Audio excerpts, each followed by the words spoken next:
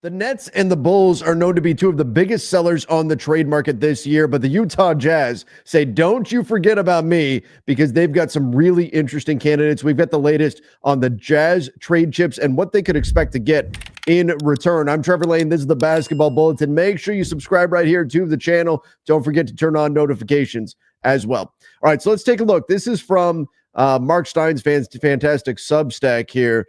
Talking about Utah and John Collins and how he's had a really nice season for the Utah Jazz, playing power forward.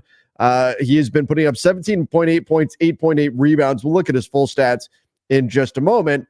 But the league-wide perception or presumption about the Jazz persists that Collins, just like Jordan Clarkson and Colin Sexton, we'll talk about them in a minute too, is a prime candidate to be dealt between now and the February 6th trade deadline by Danny Ainge.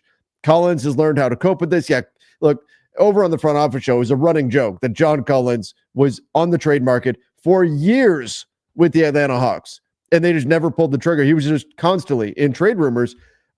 Collins is set to make, only has one more year under contract at $27 million. Jordan Clarkson figures to be more tradable as a $14 million player both this season and next season, but the Jazz are pleased with Collins' play, and they took his contract from Atlanta for a very nominal cost of one future second-round pick. Yeah, I mean, this has proved to be a great move by the Utah Jazz. When they went and got John Collins from Atlanta, the price tag was extremely low. There were some around the league that saw him as a bad contract, and so that's why the Jazz were able to get him for such a low price tag. But you look at this deal, I mean, $27 million this season, if we round up, and then $27 million next season. It's a player option. He could opt out. I don't think he will. I don't think he should. If I'm his agent, I'm telling him to opt into this deal. But he's returning pretty good value based on what he's producing right now. You take a look at his stats, and John Collins right now putting up 18 points per game, 8.8 rebounds, 2.5 assists, 1.3 steals. That's all fantastic. 54% from the field, 35% from three. Look, he's giving you really good production for that price tag. I mean, it's still maybe a little bit overpriced, but he's a guy that can help a lot of NBA teams and be a really solid for a number of clubs. To dig a little deeper, let's look in at some of his on-off stats here with the Utah Jazz. This is via Cleaning the Glass. You can see the Jazz are flat out significantly better with John Collins on the floor. Him being on the court is a plus 17 in expected wins for Utah right now. Now, we'll see how many games the Utah Jazz ultimately end up winning, but when he's out there, plus 9.3 points compared to him being off the floor. That's great production. Again, it's on a bad Utah Jazz team. There's not a lot of guys that can produce behind him, so that's certainly going to be a factor in all of this, but he is playing some really good basketball. You take a look at his shooting as well.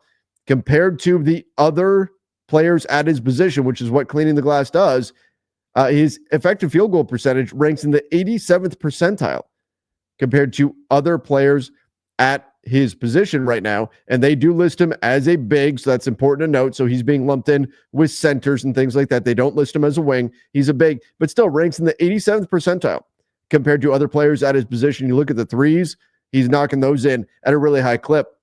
And then if we want to go look at, his rebounding, he does a pretty solid job there as well. So we take a look here, and again, relative to his position, once again, he's going to be mixed in with bigs, but he does a pretty decent job on the glass here. You can see offensive rebounding, 64th percentile among bigs. And is he really a true big? I mean, he's 6'9", but he's a 4. He's a power forward. Defensive rebounding, 63rd percentile. When he's in that category with true fives, because that's what he's listed as, that I think that's pretty good what he's doing there to be ranked in the 63rd percentile. That means you're getting some pretty solid rebounding numbers out of him. Now, again, he's not the only player on the Utah Jazz that I think are interesting on the trade market here, but John Collins at $26.5 million this season, and I would imagine he picks up that option for next year. I think he should be high on the shopping list for a lot of teams. In the Utah Jazz, by the time they're good, John Collins, 27, he'll still be around, but do they want to commit to him long-term? Maybe not. So he makes sense as a name that's maybe not talked about enough on the trade market right now. There's a lot of focus on, Dorian Finney-Smith, Cam Johnson, Dennis Schroeder. When we talk about the Nets guys, maybe it's Nick Claxton, Cam Thomas. We look at the Bulls guys. We're talking Lonzo Ball. We're talking Nick Vucevic. We're talking, of course, Zach LaVine, all of their guys that they could be moving on from as well. But for another team that is very clearly in tank mode, and their pick is top 10 protected, but I don't think they're going to have to worry about that, but very clearly in tank mode, focusing on the draft, a guy like John Collins is good enough to get them some type of future assets. Now, Colin Sexton, 26 years old, he can score the basketball. I'm a big fan of his game. I think he's a more efficient player than what a lot of people would think he is, 26 years old. But again, is he part of the future of the Utah Jazz? Jordan Clarkson, definitely somebody the Jazz should move if they can. They might have to wait a year till he's an expiring contract, because right now so many teams out there are acting as though anything that's long-term, unless it is just a screaming deal, is a negative. Anything that goes past a year, teams just don't want it. They're so terrified of the new CBA and the restrictions that are associated with it. But Jordan Clarkson, $14 million, not bad. But here's the problem with Jordan Clarkson. He's not been efficient in a while. If I'm a team, you think of Jordan Clarkson and you think, oh, great, you've got this prototypical off the bench microwave scorer. And that's really what he should be. But you look at the efficiency. 13 games for the Utah Jazz this year, 15 points. Okay, 15 points, that's not bad. Oh, 39% from the field and 27.5% from three. And that's not necessarily the small sample size, because last year he shot 29% from three. Now, do those numbers go up on a better team that does a better job generating shots? Yeah, but the whole idea of the position of the role is that you get a guy that can go out there and generate his own shots, that can create something from nothing. You think about Lou Williams, you think about Jamal Crawford, you think Malik Monk. That's the archetype for Jordan Clarkson. So I'm not that high on Clarkson on the trade market. If the Jazz can find if you can get a second for Jordan Clarkson, a couple of seconds, I'm doing it in an instant if I'm the Utah Jazz. John Collins, the Jazz got him for a second. He's producing well, though. Could they turn him into a protected first, maybe, from somebody, from the right team? Especially when you look and you consider what P.J. Washington did for the Dallas Mavericks. No different contract situation, but still, you look at the production and you think about what P.J. Washington got, the Washington Wizards, when they moved on from him. Maybe that's something where a team could see him as a piece that could help them scoring-wise from the 4 position. Maybe that's an option for somebody there. Colin Sexton kind of does fit into that prototypical, again, 6-man off the bench scorer. I know that's not been his role with the Utah Jazz, but that's not the only one. The other guy that, of course, we need to talk about, it's Walker Kessler. And if I'm the Utah Jazz, I'm probably just hanging on to him, if I'm honest. And look, I know Lakers fans are all about trading for Walker Kessler, and I'm all in on that too. You look at Walker Kessler, $3 million this year, almost $5 million next season. He's extension eligible. You're probably gonna have to give him a new contract. He wasn't happy though with his lack of a starting role previously with the Jazz. So if I'm the Jazz, I'm asking for multiple firsts for Walker Kessler. And if I decide there's a really great high value first that I can get, maybe at the trade deadline, then maybe I budge and I take one first.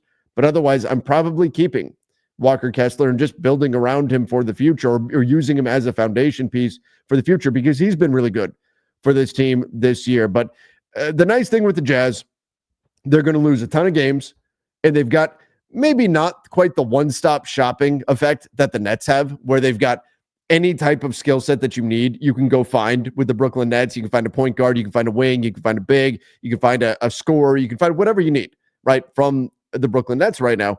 The Jazz don't quite offer that, but there's some really intriguing pieces here. Now, remember, Lauri Markkanen is not trade eligible this season, so he can't be moved till this summer, so he is off the market officially. But all these other guys, John Collins, Colin Sexton, Jordan Clarkson, maybe Walker Kessler.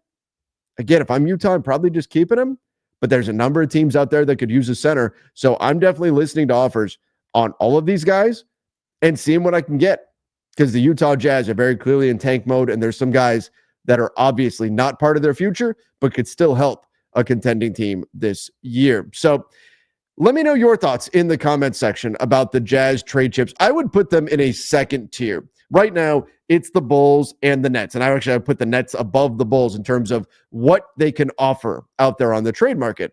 And then you look at the Bulls, they've got some interesting pieces as well. But then right below them in another tier, it's the Utah Jazz. And the nice thing about the trade market, what it's shaping up to be this year, is that we already have a number of teams that are very clearly going to be in sell mode. You can add to this mix the Washington Wizards. We know they've openly said we're not done tearing this team down yet. The Portland Trail Blazers have a number of veterans they need to move off from. So the hope is that with the supply hitting the market to a level that perhaps we didn't see last year, when a lot of the talk was, well, DeJounte Murray, right? I mean, that was like the main guy that was on the market. I think there's going to be a lot more players available on the market this year. There's going to be a number of teams looking to buy as well, and there always are a number of teams looking to buy. But you add on to that, I think the supply of players actually on the market is going to go up, and that makes me wonder if that will bring prices down enough to where we see deals actually get done, at least at a higher degree than what we saw last year and perhaps the year before that. And does it start early? Remember, December 15th for the NBA trade season. That's when most of the contracts signed over the summer become trade eligible, except for specific ones. But most of those deals become trade eligible December 15th. So that's usually the default start to NBA trade season. Doesn't mean you necessarily get trades that day, but that's when a lot of the trade talks start to pick up around the NBA. And I wonder, given how tight the tank race is going to be this year, if we don't get some early activity, maybe Christmas time, maybe that first week of January, somewhere in there, rather than waiting till end of January. And then, of course, that first week of February when we have the trade deadline. All stuff to keep an eye on, of course. But everybody, I'm really curious, what do you think about the Jazz, the players that they've got that they can offer on the market? John Collins, to me, is, aside from Walker Kessler, probably the best piece. You could argue, perhaps, Colin Sexton could be that guy. But between those two guys, some really interesting players that I think could help round out a number of contending teams in the NBA. But everybody, let me know your thoughts on the Jazz and their trade offerings. And don't forget to go check out our latest video on Brandon Ingram and changing his agency to Clutch Sports and what that's going to mean for his future. So go check that out right now.